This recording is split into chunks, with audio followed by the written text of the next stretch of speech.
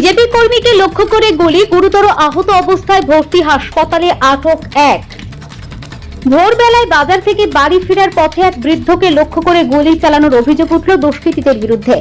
জানা গিয়েছে, গুলিবিদ্ধ বৃদ্ধের নাম আশুতোষ বিশ্বাস, বাড়ি উত্তর 24 পরগনার গাইঘাটা থানার বড়া কৃষ্ণনগর এলাকায়। তিনি এলাকায় পুরনো বিজেপি কর্মী বলে পরিচিত। পরিবার ও স্থানীয় সূত্রে জানা গিয়েছে, এদিন সকালে আশুতোষ বিশ্বাস তার স্ত্রীকে ট্রেনে তুলে দিয়ে ঠাকুরনগর স্টেশন থেকে বাড়ি ফিরছিলেন। বড়া বকুলতলা এলাকায় কে বা কারা তাকে লক্ষ্য করে গুলি চালায় বলে অভিযোগ। চিৎকার শুনে স্থানীয়রা ছুটে আসে। তারা রক্তাক্ত অবস্থায় তাকে উদ্ধার করে প্রথমে চাঁদপাড়া গ্রামীণ হাসপাতালে নিয়ে যান। সেখানে তার অবস্থা সংকটজনক হওয়ায় কলকাতায় রেফার করা হয়। পরিবারের দাবি, তার বুকে গুলি লেগেছে। কে বা কারা কি কারণে গুলি চালালো তা তারা জানেন না। খবর পেয়ে ঘটনাস্থলে যায় গাইঘাটা থানার পুলিশ ঘটনার তদন্ত শুরু করেছে। উনি গেছিল জেঠিমাকে এগিয়ে দিতে, ফুল নিয়ে যায় সেকেন্ড ট্রেনে, তাই এগিয়ে দিয়ে জেঠা বাড়ির দিকে আসছিল। আসার পথে ওই বকুলতলা ওইখানটা 3 রাস্তার মোড়ে ওইখানটা গুলিটা করেছে। এখনও গুলি রয়েছে পেটের মধ্যে। জেঠু জ্ঞান ফিরছে, জ্ঞান আসছে, এখনও অবস্থা ভালো নেই, এরকম পরিস্থিতিতে আছে। এখন বারাসত হসপিটালে রয়েছে।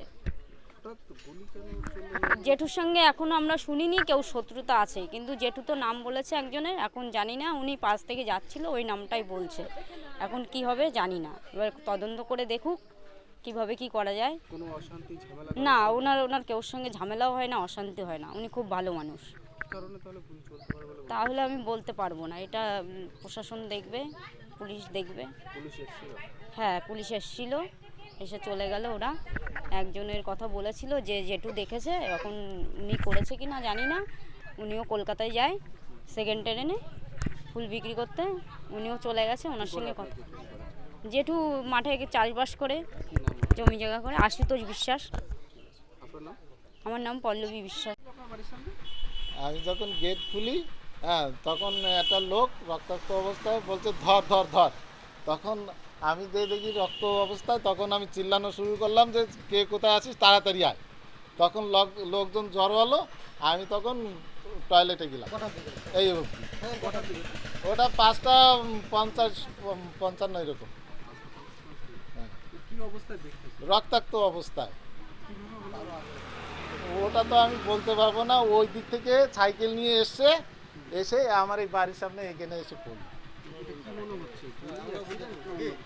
এখন গুলি হবে। হ্যাঁ, শব্দ তো পেয়েছি, সিসি ক্যামেরায় রেকর্ড হয়েছে আওয়াজটা। গুলিরই আওয়াজ, সবাই শোনালাম, গুলিরই আওয়াজ মনে হচ্ছে।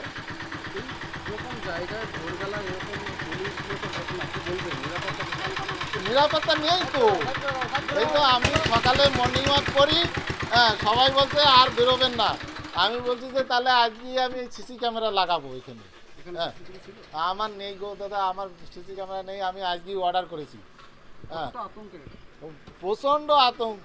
আমার তো ধরফর করে যে আজকে ওই লোকটার হলো, কালকে আমার হবে, কালকে আমার পাড়া প্রতিবেশীর হবে, আমার ঘরের সামনে এইরকম ঘটনা।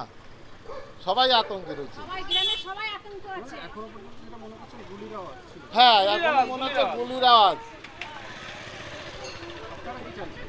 আমরা তো চাচ্ছি যে ইমিডিয়েটলি ধরুক, ধরা পড়বেই। যদি তদন্ত করে, প্রশাসনের থেকে তদন্ত করলে ধরতে পারবে। আমরা তো ধরতে পারবো না। পিছনে রেখেছে তো রক্তাক্ত অবস্থা, তো আমি বুঝতে পেরেছি পিছন দিয়েই রক্তটা ঝরছে। ওই ওনার বাড়ির লোকজনে, তাই তো বাড়ির লোকজন, ওনার ছেলে খবর দিয়েছে। আমি আমার এই যে ভ্যানে, আমি দাদা ওই বাড়িতে তাড়াতাড়ি খবর দেওয়া, তুমি তাড়াতাড়ি আসো। বিজেপির পক্ষ থেকে দাবি করা হয়েছে, কারা কি উদ্দেশ্যে তারা দীর্ঘদিনের পুরনো কর্মীকে গুলি করলো তা পুলিশ তদন্ত করে দেখুক। তৃণমূলের পক্ষ থেকে এই ঘটনার নিন্দা জানিয়ে পুলিশকে দ্রুত তদন্ত করে অভিযুক্তদের গ্রেফতারের দাবি জানিয়েছে। পুলিশ সূত্রে খবর, এই ঘটনায় একজনকে আটক করে জিজ্ঞাসাবাদ করা হচ্ছে। ঘটনা আমরা কিছুক্ষণ আগে জানতে পারলাম যে আমাদের বিজেপি একজন কর্মী সে গুলিবিদ্ধ হয়েছে। কেউ বলছে একটা গুলি, কেউ বলছে দুটো গুলি। সে এখন বারাসাত হসপিটালে আছে। তো আমরা বিষয়টা তো বুঝতে পারছি না, আগে পেশেন্টের চিকিৎসাটা করি। পেশেন্ট সুস্থ করে আগে আনার প্রয়োজন। পরবর্তীতে বিষয়টা আমরা দলগতভাবে ভীষণভাবে দেখব যে আজকে রামনবমীর দিন ভোরবেলা যেভাবে আমাদের কর্মীকে গুলি করা হলো, এটা মোটেই ভালো জিনিস নয়। আমরা এই বিষয়টা আমাদের উচ্চতর যারা নেতৃত্ব আছে, আমাদের এমএলএ আছে, এমপি আছে, পঞ্চায়েত মেম্বার যারা আছে, নিশ্চয়ই আমরা বসে এই বিষয়টার উপরে চেষ্টা করব যাতে কিভাবে কি আসামিকে ধরিয়ে দেওয়া যায় বা দৃষ্টান্তমূলক শাস্তি হয়, আমরা এটা চেষ্টা করব। কি কারণে হঠাৎ গুলি বলে মনে করছেন আপনারা? কি কারণে গুলি বলে মনে করছেন? কি কারণে গুলি হয়েছে, কর্মী তো খুব ভালো কর্মী, এর কোনো শত্রু নেই আমরা যতটুকু জানি। তো কিভাবে কেন গুলি করলো এই বিষয়টা তো তদন্ত না করলে বোঝা যাবে না। পুলিশ প্রশাসনের দায়িত্ব একটা যে সেটা দেখুক যে কেন একটা নিরীহ মানুষ অরিজিনালি বিজেপি করার অপরাধে কি গুলিটা হলো, এটা পুলিশ একমাত্র বলতে পারবে। রাজনৈতিক কোনো শত্রুতা কারোর সঙ্গে ছিল? রাজনৈতিক শত্রুতা এখানে তো আমরা বুঝতে পারছি না কিছু, এবং এনার শত্রুতা আছে কি না সেটাও সঠিক জানি না। তবে লোকটা আমাদের খুব ভালো অ্যাক্টিভ কর্মী, সবসময় আমাদের সঙ্গে সহযোগিতা করেন। তো আজকের এই বিষয়টা আমাদের কাছে সত্যি দুঃখজনক। আজকে একটা সুন্দর রামনবমীর দিন, আজকের দিনে এরকম গুলি হলো, এটা আমাদের কাছে খুব ব্যথা, খুব কষ্টের দিন। আমরা ব্যাপকভাবে লিড দিয়েছি আমরা এই ওয়ার্ডটা। আমরা যতটুকু পারি এর পাশে আছি, সহযোগিতা করব। কর্মীর কি নাম? আশুতোষ বিশ্বাস। আশুতোষ বিশ্বাস, বড়া কৃষ্ণনগরে বাড়ি, আমাদের গাইঘাটা মণ্ডল 2 এর মধ্যে বাড়ি। আপনার নাম? আমার নাম প্রদীপ বিশ্বাস, আমি গাইঘাটা মণ্ডল 2 এর সভাপতি। বড় কৃষ্ণনগরে ভোররাতে একটা গুলি চলেছে, এমনটা পরিবারের পক্ষ থেকে দাবি করা হচ্ছে। বিজেপি কর্মীর গায়ে গুলি লেগেছে, কি বলবেন?